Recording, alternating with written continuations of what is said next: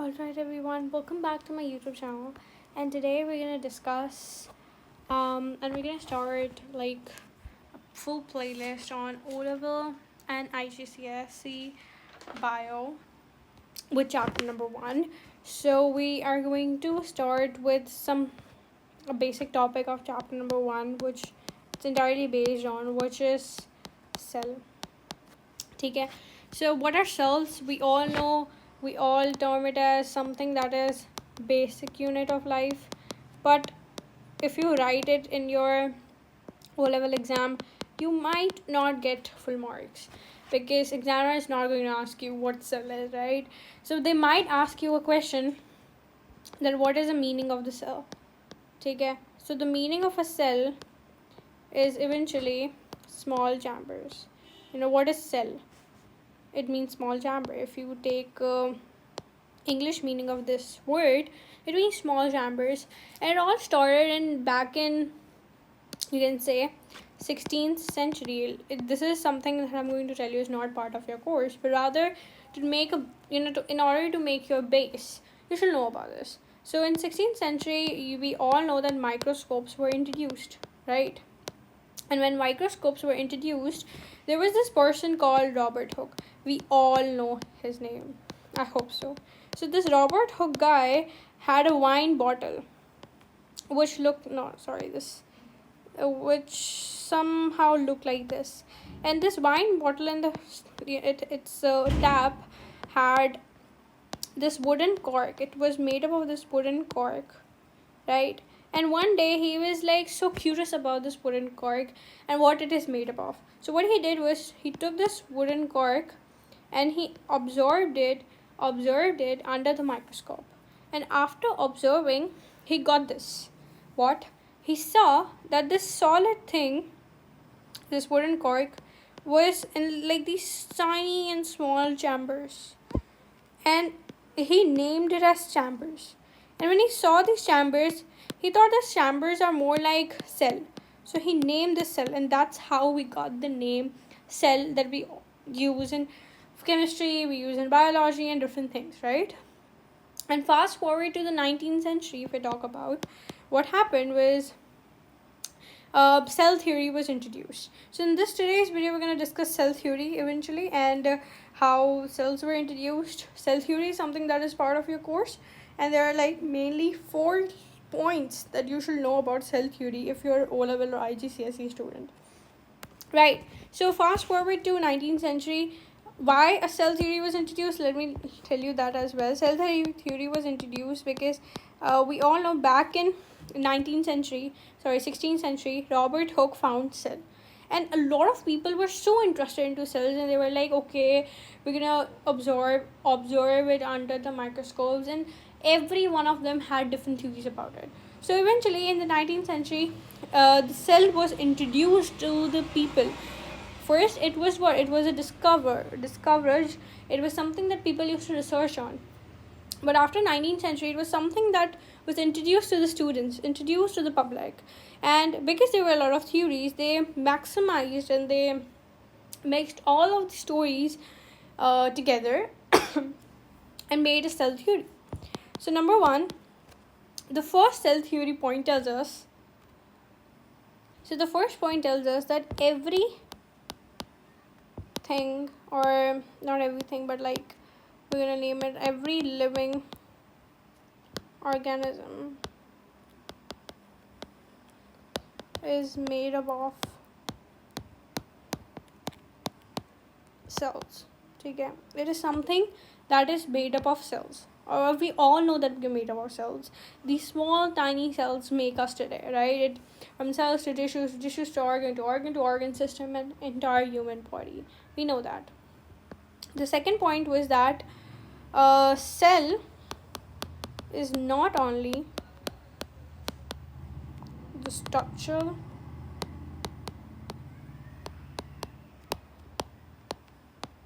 but also functional unit of all living organisms, right? what it is a cell. It says that it is not only the structure. What I mean by structure is something, it means it does not only provide a structure, it does not only make us what we are today, but it also every function, be it respiration, the processing of a food, the protein synthesis, to the energy consumption, every single thing happens within the cell. So it just tells that कि ये एक वो चीज़ नहीं है जो हमें बनाती है, but something that every single process happens in that tiny cell. ठीक है? So there's this another point. The third point tells us that new cells are formed not automatically. What do you mean by automatically? I'll explain you guys in a bit. But by the division of pre-existing cells. Okay, so let's just understand this as well. So it says that new cells are not found, made or formed automatically, but from the division of the pre-existing cells. You might know, for example, this is your skin and this is your skin. You got a cut here. What will happen? Will the skin will be left out now because you have cut? No. What will happen is कि आपके जो surrounding cells होंगे, जो like for example you got cut here and this was the area that was affected, right? And here is your cells. तो what happens is cell starts multiplying. एक cell होगा वो 2 cells में convert होगा, and वो एक ही cell pre-existing cell से क्या होगा, डिवाइड होता रहेगा. सो इट सेज कि हमारे पास हर एक सेल जो है वो प्री एग्जिस्टिंग सेल से बनता है, एक अलग से ही इट डज नॉट, वो खुद ही एक बड़ा सेल नहीं बन जाता. It's like cell always divide from pre existing cells. That's something that you should know. And number last, it tells us that every cell contains genetic material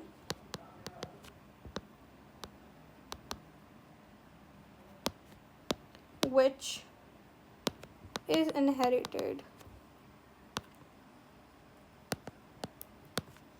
from generation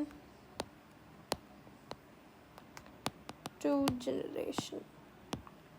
Okay, so what I mean by this is that the genetic material, what is genetic material? It is actually the information that you have. For example, I was born through my mother and my father. So like the same eye color, the hair colors, the features that I have today, it's all that information that the person, the XYZ chromosomes, when you talk about, how I'm going to, how long I'm going to be, my height, and all these genetic information, how my body is going to work is present within the cell.